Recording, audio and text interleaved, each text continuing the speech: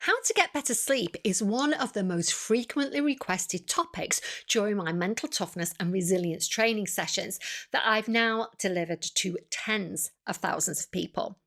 So many of us struggle with sleep but don't know how to address it. And the good news is that with some basic knowledge and some simple strategies, you can massively improve the quality of your sleep and in turn, the quality of your life.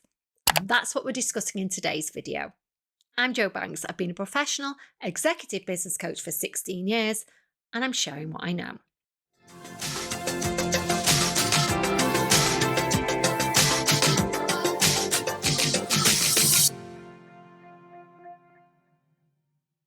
Let's dive straight in with the importance of sleep.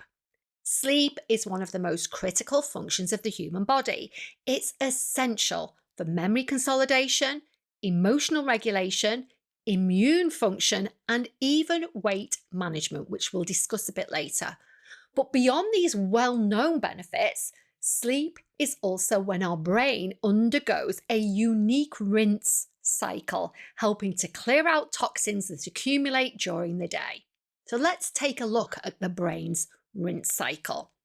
During deep sleep, particularly in the slow wave sleep phase, cerebrospinal fluid flows through the brain in rhythmic waves. This process, known as the glymphatic system, helps to clear out metabolic waste, including beta amyloid, a protein that's linked to Alzheimer's disease. The glymphatic system is about 10 times more active during sleep than when we're awake, reinforcing the idea that quality sleep is essential for long-term brain health. A typical rinse cycle lasts approximately 90 to 120 minutes, aligning with the body's natural sleep cycles. To completely rid the brain of toxins, we generally need around 4 to 5 full rinse cycles per night, which translates to approximately 7 to 9 hours of sleep. So if you're constantly getting less than that, your brain is not able to flush out all the toxins.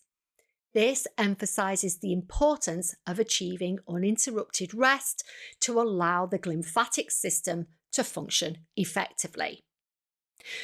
Let's take a look at the effects of sleep deprivation. Not getting enough sleep, whether occasionally or persistently, has serious consequences both physically and mentally. Chronic sleep deprivation can lead to, number one, impaired cognitive function, including memory loss and reduced problem-solving abilities. Number two, increased risk of heart disease, high blood pressure, and diabetes. Number three, weakened immune response, making the body more susceptible to infections. Number four, higher levels of the stress hormone cortisol, which can contribute to anxiety, depression, and weight gain. Number five, increased likelihood of accidents due to lower reaction times and decreased alertness. Persistent sleep deprivation can also accelerate brain aging and increase the risk of neurodegenerative diseases. Prioritizing quality sleep is essential for maintaining long-term well-being. So how does sleep affect your weight? Sleep plays a crucial role in regulating metabolism and appetite. Poor sleep quality and inadequate sleep duration can contribute to weight gain in several ways. Number one, hormonal imbalance. Sleep deprivation increases ghrelin, the hunger hormone, and decreases leptin, the satiety hormone, leading to increased appetite and overeating. Number two, increased cravings. Lack of sleep can lead to cravings for high-calorie, carbohydrate-rich foods as the body seeks quick energy resources. Number three, slower metabolism. Insufficient sleep can reduce the efficiency of glucose metabolism, increasing the risk of insulin resistance and weight gain. Number four, as I've already mentioned, higher cortisol levels. Elevated cortisol levels due to sleep deprivation can encourage fat storage, particularly around the abdomen. Number 5, reduced energy for physical activity. Fatigue from lack of sleep makes it harder to engage in regular exercise, leading to decreased calorie expenditure. Getting adequate, high-quality sleep is essential for maintaining a healthy weight and supporting overall metabolic health. Here's a question that gets raised so frequently by both delegates on my training courses and one-to-one clients. Why do we wake up at 3 a.m.? Many people experience waking up at around 3 a.m., which can be traced to shifts in hormone levels. As we move into the latter half of our sleep cycle, cortisol, the stress hormone, begins to rise in preparation for waking us up. If we're under stress, our body will be producing excess cortisol, leading to early or fragmented waking. Other factors such as low blood sugar, dehydration, or anxiety can also contribute to waking up at this time. Many people find that if they stimulate themselves too much by looking at their phone or turning on the big light, it can be an entire sleep cycle, typically around 90 minutes, before they manage to fall back to sleep. That's incredibly common. So let's take a look at the phases of sleep and the biochemicals involved. Our sleep is divided into two main categories: non-rapid eye movement sleep, NREM, and rapid eye movement sleep, REM. Let's take a look first at NREM sleep. Stage 1 is light sleep, where we transition from wakefulness and it only lasts a few minutes. Stage 2, our heart rate slows, body temperature drops, and brain activity starts to synchronize. Stage 3, deep sleep. This is the most restorative phase. The body repairs itself, releases growth hormone, and clears toxins. So let's look at REM sleep. This is when dreaming occurs. The brain becomes highly active. REM sleep is essential for emotional processing and memory consolidation. Now, I've mentioned biochemicals quite a bit here, so let's have a look at the key biochemicals involved in sleep. They include, number 1, melatonin, which is produced by the pineal gland in response to darkness, signaling the body to prepare for sleep. 2, we have cortisol, naturally low at night but begins to rise in the morning to help wake us up. Finally, number 3, we have adenosine that builds up throughout the day, promoting sleepiness. So now you know the science behind sleep, let's look at 5 science-backed tips for better sleep.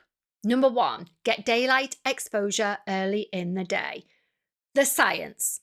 Exposure to natural sunlight, particularly in the morning when the light quality is optimal, helps regulate our circadian rhythm, our sleep-wake cycle, by boosting serotonin production. Serotonin is a neurotransmitter which is later converted into melatonin, which promotes sleep. So here's my top tip. Try to get at least 20 minutes of sunlight exposure outside, not through a window, within an hour of waking up. This helps signal to the brain that it's daytime and it strengthens the body's sleep-wake circadian rhythm cycle.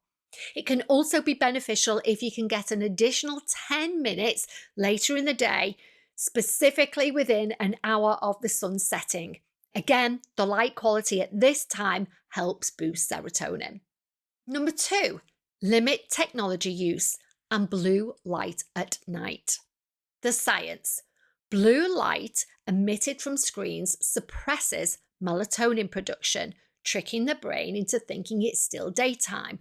That's why it's also a good idea not to pick your phone up in the middle of the night if you wake up. Your brain thinks, daytime, wake up. It can delay the sleep onset and reduce overall sleep quality. So my top tip, avoid screens at least 1 hour before bed. If you must use screens, consider blue or red blocking glasses or enable night mode on your devices. With blue blocking glasses, they're really useful for eye strain from screens and limiting melatonin suppression when using those devices in the evening. with red lenses, and you might, if you watch X Factor, have seen Simon Cowell has now taken to wearing red lens glasses. They're more effective at promoting sleep because they block a broader spectrum of disruptive light, enhancing melatonin production and reducing nighttime alertness. Both of these can help regulate your circadian rhythm, your sleep-wake cycle. By reducing artificial light exposure, these glasses support the body's natural sleep-wake cycle, leading to better quality sleep. Number 3, go to bed at the same time every night. The science. Our body has an internal clock, the circadian rhythm that I've mentioned a few times, and it thrives on consistency. Going to bed and waking up the same time each day, even over weekends, and you can just do this over 2 weeks. 2 weeks is enough time to reset it, but it really helps to regulate hormone production and improves the quality of your sleep. So, my tip, set that regular sleep schedule. Even on weekends, go to bed at the same time, wake up at the same time to train your body to anticipate sleep at certain times. Again, you've got to make that non-negotiable for at least 2 weeks to retrain your circadian rhythm.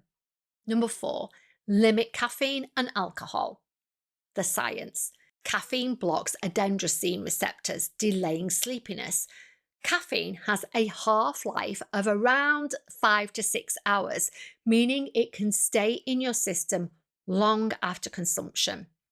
With alcohol, it disrupts sleep architecture, reducing deep sleep and increasing nighttime awakenings.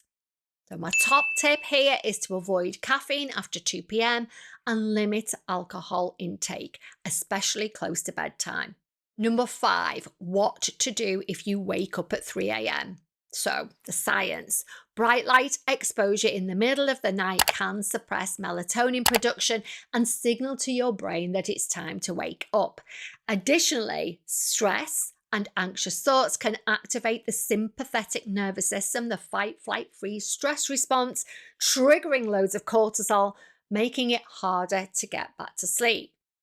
My top tip on this one, and I've used this with thousands of people over the years, if you wake up at any time during the night, doesn't have to be 3 o'clock, do not turn on bright lights or pick up your phone. Keep a dim night light if you really must turn on a light. If your mind is racing, my top tip for this is to leave a pad and pen by the side of the bed. When you wake up worrying about something, jot it down. I've had so much feedback after teaching this technique for so many years where people say they only need to do that for 2 or 3 nights and they don't wake up again the same. You don't even need to be able to see what you're writing. Your brain just wants to know that it's being taken care of. It clears your mind without fully waking you up. The wrap up.